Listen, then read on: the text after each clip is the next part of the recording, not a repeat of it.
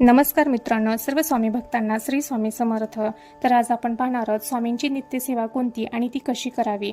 सध्या स्वामी भक्ती प्रचंड वाढत आहे आणि ह्या वाढत्या स्वामी भक्तीमध्ये अनेक सेवेकरी स्वामी मार्गामध्ये आलेले आपणास पाहावयास मिळतील। तर आज आपण नित्यसेवा कशी करायची, तर प्रत्येकाच्या आयुष्यामध्ये अनेक अडचणी तसेच दुःख समस्या ह्या असतातच। अनेक सेवेकरी ह्या मार्गामध्ये आलेले असतात, पण त्यांना माहीत नसतं की स्वामींची नित्यसेवा कोणती आणि ती कशी करायची।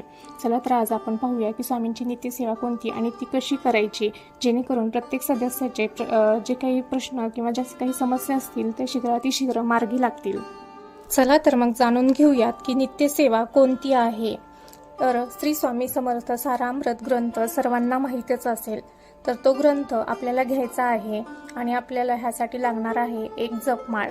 तर श्री स्वामी समर्थ सारामृत ग्रंथाचे आपल्याला रोज 3 अध्याय वाचायचे आहेत। आज 3 अध्याय वाचले तर पुढचे 3 अध्याय आपल्याला वाचायचे आहेत। असे आपल्याला 7 दिवसांमध्ये एक पारायण पूर्ण करायचं असतं। तर हे कसे वाचायचे, पहिल्या दिवशी 3 अध्याय घ्यायचे, दुसऱ्या दिवशी 3च्या पुढून 4, 5, 6 असे अध्याय आपल्याला वाचायचे आहेत। ह्या पद्धतीने आपल्याला 1 ते 21 अध्याय वाचून पूर्ण करायचे असतात। पहिल्या दिवशी आपण ज्या टायमिंगला बसलेलो आहोत त्याच टायमिंगला आपण रोज ह्या नित्यसेवेला बसायचं आहे। असं म्हणतात की आपण रोज त्याच टायमिंगमध्ये जर नित्यसेवेसाठी बसलो तर स्वामी महाराज देखील आपली वाट बघत बसलेले असतात। त्यामुळे आपण टाइम बदलायचा नाही। तुमच्या वेळेनुसार तुम्ही एकच कुठला तरी सकाळ, संध्याकाळ, दुपार ह्या टायमिंग मधला एक टाइम फिक्स करून त्या टायमिंग मध्ये ही सेवा करायला आपल्याला बसायचं आहे।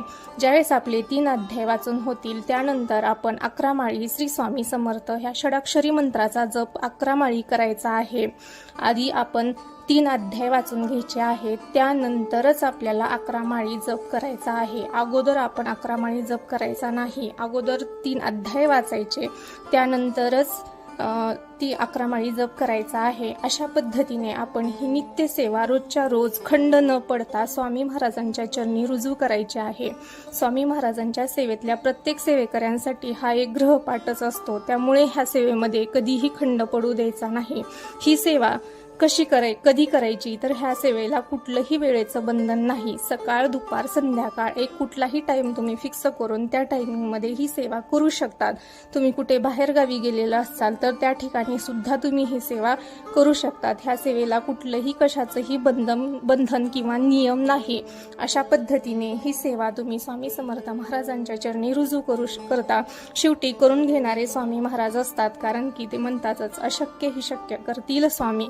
त्यामुळे आपण फक्त मनोभावे महाराजांना वेळ द्यायचा आहे, बाकीचं करून घेणारे स्वामी महाराज असतातच। त्यामुळे ही सेवा रोजच्या रोज खंड न पडता सर्व सेवेकऱ्यांनी करावी। व्हिडिओ आवडल्यास व्हिडिओला लाईक, शेअर, सबस्क्राईब करा। धन्यवाद। श्री स्वामी समर्थ।